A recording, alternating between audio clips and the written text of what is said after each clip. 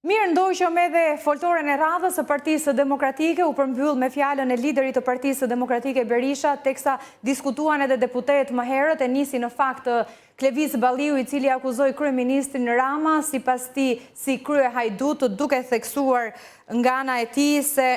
zonja Balluku nuk mund të bënte asgjë pa aprovimin e kryeministrit Rama. Sikundër ne kemi përcjell në foltoren e ditës së sotme, demokratët kishin vendosur edhe disa instalacione për eksponentë të rëndësishëm të Partisë Socialiste, të cilët janë hetuar apo edhe dënuar nga institucionet e drejtësisë, ishte mes tyre edhe kryeministri Rama, teksa të tjerët në fakt ishin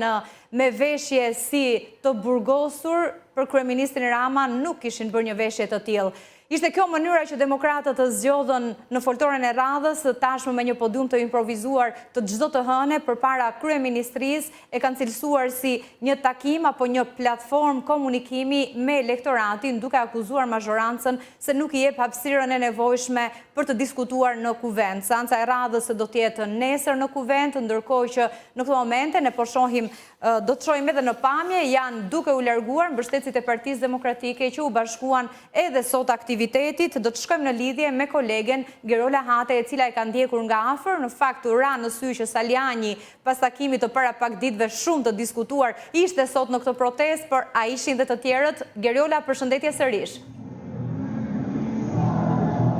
Të përshëndes Dafine, i pranishëm ishte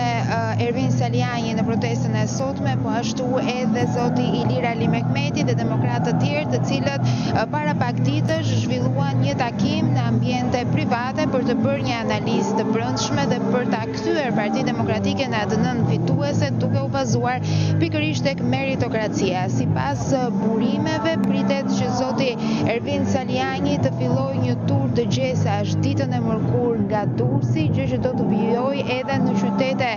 të tjera, pikërisht në kuadër të kësaj analize të brendshme që tashmë ka startuar duke u kryesuar nga zoti Saliani dhe Ali Mehmeti, ku kanë marrë pjesë deri më tani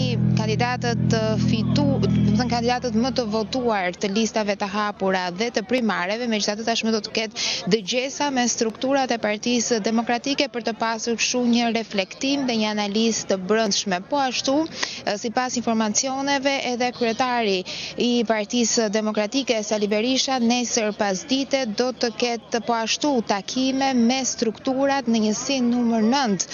në kryeqytet. Tashmë po shohim që ka lëvizje brenda Partisë Demokratike, qoftë nëpërmjet takimeve me strukturat e po ashtu përmes foltores të zhvilluar përpara kryeministrisë, por që në javët në vijim do e shohim të shtrihet edhe në qytete të tjera të Shqipërisë, pikërisht për shkak të domosdoshmërisë, që tashmë të ketë një analizë të brendshme, të ketë një organizim të mirëfillt të opozitës në kushtet kur ka një domosdoshmëri sipas tyre që pikërisht në këto momente ku janë caktuar dhe masa sigurie ndaj numrit 2 të qeverisë, të ketë një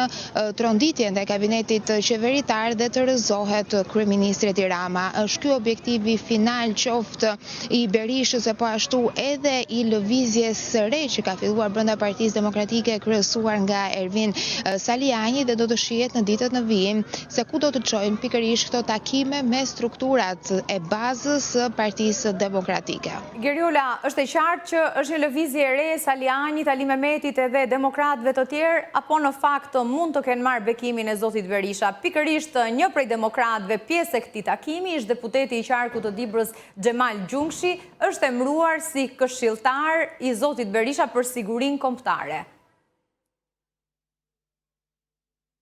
Padyshim që edhe zoti Berisha në komunikimet që ka pasur mediatike deri më tani nuk ka cilësuar si një lëvizje të re brenda Partisë Demokratike, pasi ka thënë që askush nuk është i përjashtuar nga selia blu dhe të gjithë e kanë derën e hapur dhe kanë mundësi, kanë ura komunikimi me kryetarin e Partisë Demokratike. Megjithatë, fakti që të gjitha këto figura u mblodhën më vete pa pasur praninë e figurave kyçe të Selis Blu, sikurse sekretari i përgjithshëm për shembull i Partisë Demokratike Flamur Noka apo edhe eksponentë të tjerë, të lënë të kuptosh që ndoshta është një lëvizje e re brenda Partisë Demokratike që ka në thelb pikërisht analizën fillimisht dhe më pas përgatitjen e një mënyre veprimi, pasi deri më tani mund të themi që ka munguar ky lloj komunikimi nga Partia Demokratike. Megjithatë, zoti Berisha publikisht nuk e ka pranuar në asnjë moment që mund të lindë një fraksion i ri, pasi sipas tij është momenti kur demokratët duhet të jenë të bashkuar përpara atij që e konsiderojnë si një narko regjim. Megjithatë, janë ende fillesat, janë ende takimet e para dhe nuk mund të themi me përpikmëri nëse kjo është një lëvizje e re apo një fraksion i ri brenda Partisë Demokratike. Ajo çfarë mund të konfirmojmë është se më të votuarit e mes demokratëve, qoftë në listat e hapura e po ashtu edhe në primare, por edhe vetë zoti Ervin Saliani, i cili pati një kosto politike pikërisht për të mbrojtur kauzat e Partisë Demokratike, tashmë kanë filluar që të organizohen me syret, po bëjnë një analizë të brendshme për të gjetur edhe se ku janë problematikat kryesore. Fakti që ata të gjithë ju bashkuan protestës së Partisë Demokratike të thirrur nga zoti Berisha sot në bulevardin Dëshmor të Kombit tregojnë se nuk është një shkëputje totale nga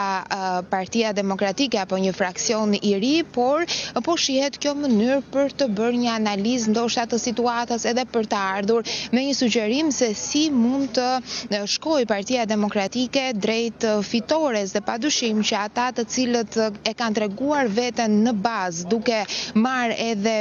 votat më të mëdha, duke dalë më të votuarit qoftë mes demokratëve në primare, po ashtu edhe në listat e hapura në zgjedhjet parlamentare të 11 majit, janë të figurat të cilat padyshim që mund të ofrojnë një zgjidhje dhe një përmirësim të situatës në opozitë. Mirë Geriola, të falenderoj për gjithë informacionin e përcjell. Si kundër ndoqëm në transmetim të drejt për drejt ishte foltorja e radhës e Partisë Demokratike, u përmbyll me fjalën e liderit zotit Berisha, i cili në qendër të akuzave kishte sërish kryeministrin Rama dhe zëvendësen e tij Belinda Balluku, teksa u ndal në fakt edhe në çështje të tjera, buxheti për shëndetësinë apo edhe problematika të tjera të aspektit socioekonomik të vendit. Ndërkohë, duke u ndalur specifikisht tek rasti i zonjës Balluku, sërish sipas Berishës Rama po ushtron presion tek gjykata kushtetuese. Kjo e fundit pritet të mblidhet nesër, konkretisht kolegji i gjyqtarëve kushtetues, për të vendosur nëse do ta marrë apo jo në shqyrtim kërkesën që ka bërë ekzekutivi në lidhje me vendimin e gjykatës së shkallës së parë për zonjën Balluku që e pezulloi nga detyra. Ndër të tjera, Berisha tha se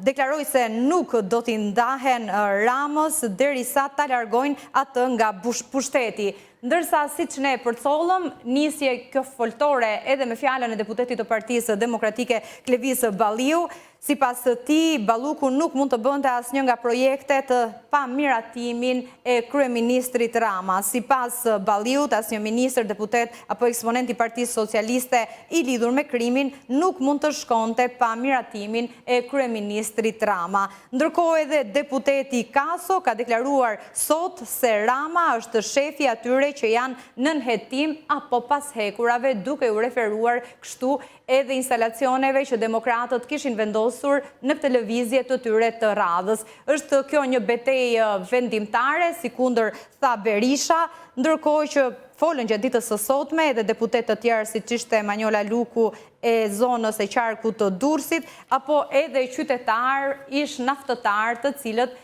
ishin përzgjedhur nga Partia Demokratike për të bërë pjesë e fjalimeve të ditës së sotme. Do të vijojë foltorja, teksa nga ana tjetër duket se do të ketë edhe takime në rrethe pikërisht të njoftuara nga Saliani, disa mbështetës të tij, mbetet për të parë nëse kjo është një lëvizje e re brenda Partisë Demokratike apo gjithçka po ndodh me bekimin e liderit Berisha. Mirë, ne do të shkojmë në një hapësirë të shkurtër publicitare, do të kthehemi pas pak për të ndalur në zhvillime të tjera, e konkretisht me një situatë tensioni që po përballet Greqia prej 2 ditësh për shkak të protestave të fermerëve. Këtyre të fundit u janë vonuar edhe subvencionet të mbështetura nga Bashkimi Evropian, por gjithçka ka ndodhur pas një skandali korruptiv, abuziv me fondet e Bashkimit Evropian për këtë sektor. Në orët e pasdites, protestat kanë degeneruar deri në përplasje fizike me efektivët e policisë, por ndërkohë nga ana tjetër, kjo ka dëmtuar, ka penalizuar edhe shqiptarët të cilët kishin ardhur për festat e nëntorit në Shqipëri, për shkak se nga Kakavia edhe dje edhe gjatë ditës së sotme ka pasur bllokime në pjesën më të madhe të ditës. Shkojmë në publicitet e kthehemi pas pak.